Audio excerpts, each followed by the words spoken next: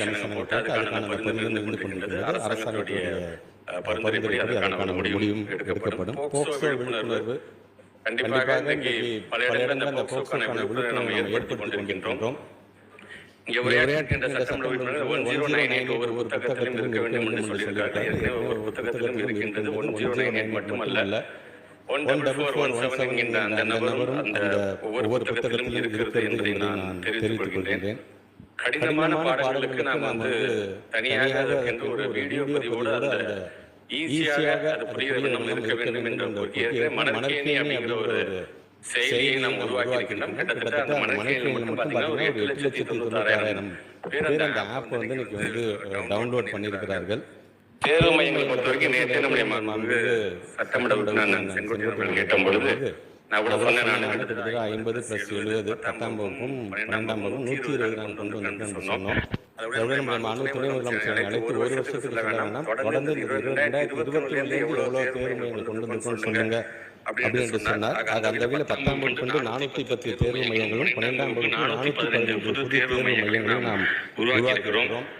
தனியார் பள்ளிகளோட ஃபீக்கான தனியாக ஒரு கமிட்டி நடப்போம். ஏற்கனவே 2020 கடந்த காலத்திலே தனியார் பள்ளிகளோட அந்த கட்டணத்தை வரைமுறைப்படுத்துவதற்காக ஒரு ஃபீ கமிட்டி போட்டு முன்னாள் நீதியரசர் தலைமையில் இன்னைக்கு பாலசுப்ரமணியன் என்ற முன்னாள் நீதியரசர் தலைமையில் அந்த கமிட்டி இருக்குது. கமிட்டி நிர்ணயம் சொல்வதை தாண்டி யாரும் அதிகப்படியாக வாங்கக்கூடாது என்கின்ற அந்த விதிமுறையும் இருக்கின்றது.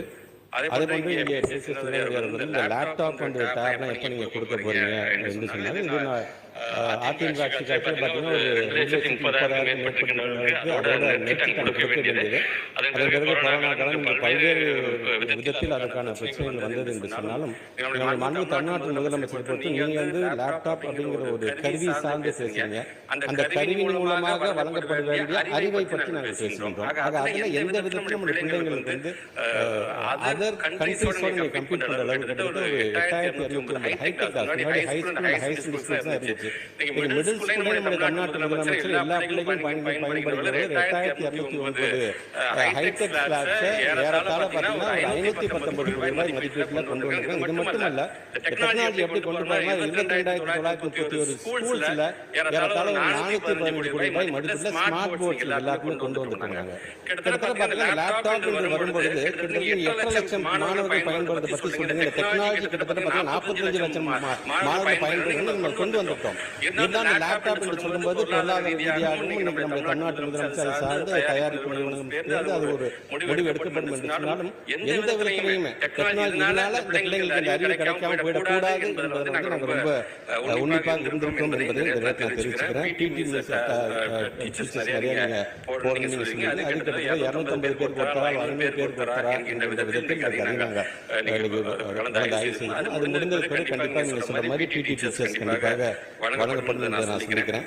மாணவர் சட்டப்பேரவை அப்படிங்கிற மகிழ் முற்றம் அப்படிங்கிற ஒரு திட்டத்தின் மூலமாக இது ஏற்கனவே நம்ம நடைமுறைப்படுத்திருக்கோம். ஏன்னா உங்களுக்கு தெரியும், பிரைவேட் ஸ்கூல்ஸ் தான் பார்த்தீங்கன்னா இந்த ஹவுஸ் கான்செப்ட் வச்சிருப்பாங்க. நம்ம அரசு பள்ளியில் அந்த ஹவுஸ் கான்செப்ட் கொண்டு வந்து நீங்க சொல்ற மாதிரி இந்த மாணவர் சட்டப்பேரவை ஏற்கனவே கடந்த ஆண்டு நம்ம தொடங்கி இருக்கிறோம். தரம் உயர்த்துவதை பற்றி நிறைய பேர் கேள்வி கேட்டிருக்கீங்க. கண்டிப்பாக அந்த அறிவிப்பில் அது வரும் என்பதை நான் சொல்லிக்கிறேன். கல்வி தொலைக்காட்சியை பற்றி அண்ணன் அவர்கள் எடுத்து கல்வி தொலைக்காட்சி நாங்கள் இன்னும் சீரும் சிறப்புமாக கொண்டு போயிட்டு இருக்கோம். அதனால தான் இன்னைக்கு இடத்துல பார்த்தீங்கன்னா ஒரு 1,23,00,000 ஸ்டூடெண்ட்ஸ் பயன்படுத்துகிற அளவுக்கு அதில் இருக்கிற வீடியோ கண்டென்ட் கொண்டு போய் சேர்க்கணும். அது பிரைவேட் சார்ந்தவர்களும் அதை பயன்படுத்துகிற அளவுக்கு நாங்கள் செய்து கொண்டிருக்கின்றோம். அண்ணன் அவர்கள் சொன்னாங்க, இந்த மாதிரி அரசு பள்ளியில் மாணவர் சேர்க்கை கொஞ்சம் கம்மியாக இருக்குது என்று சொன்னாங்க. இயல்பான ஒரு சமூகம் இருக்கும் பொழுது கொரோனா போன்ற ஒரு பேரிடர் வந்ததுக்கு பிறகு ஒரு சமூகம் இருப்பதற்கு நிறைய வேறுபாடுகள் இருக்கிறது. அந்த விதத்தில் நீங்க 2019, 2020 பார்த்தீங்கன்னா கிட்டத்தட்ட ஒரு 68 லட்சத்துக்கும் மேற்பட்டிருக்கின்ற மாணவர்கள் அரசு பள்ளியும் அரசு உதவிபெறும் பள்ளியும் இருந்தார்கள். இன்றைக்கு அது கிட்டத்தட்ட 69,57,000 1,18,000 மாணவர்கள் கூடுதலாக கொண்டிருக்கிறார்கள். நடுப்பு 2021 அதிகமானதுக்கு காரணம் கிராஃபை பார்த்தீங்கன்னா பொருளாதார ரீதியாகவும் எல்லா விதத்திலும் ஏறியாக இறங்கியிருக்காங்க. வாழ்வாதாரம் பாதிக்கப்படும் போது ஒட்டுமொத்தமாக எல்லாரும் பிள்ளைங்க எங்க போய் சேர்க்கிறாங்கன்னா அரசு பள்ளியை நோக்கி தான் சேர்க்கிறாங்க. பிறகு வாழ்வாதாரம் சீரழியும் போது எப்படியாவது கடன் வாங்கி தனியார் பிள்ளை சேர்க்கணும் ஆசை, அதாவது விருப்பம். ஜனநாயக நாடு எந்த பிள்ளை சொல்றாங்கன்னா எங்களை பொறுத்தவரை பிள்ளைங்க படிக்கணும், எஜுகேஷன் சிஸ்டத்தை விட்டு வெளியில போயிடக்கூடாது என்கிற விதத்தில் அந்த பிள்ளைங்களையும் நாங்கள் எங்களுடைய பிள்ளைகளாக தான் பார்த்து நாங்கள் அதை செய்து கொண்டிருக்கின்றோம். அதே மாதிரி அண்ணன் வேலுமணி ரொம்ப ஒரு நல்ல கருத்து சொன்னாங்க. ஜான் லிட்டல் அப்படிங்கிற ஒரு ஸ்மார்ட் போன் மூலமாக அடிக்ஷன் ஆகுது குழந்தைங்க.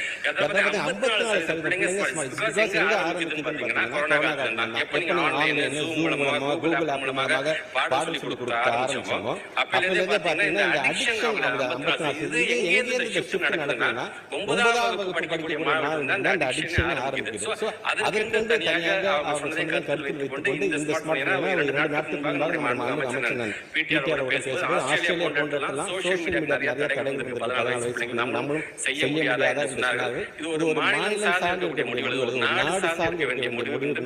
டெக்னாலஜி நிறைய இன்வால்வ் பண்ண வேண்டும். கண்டிப்பாக ஒட்டு நோக்குவோம்.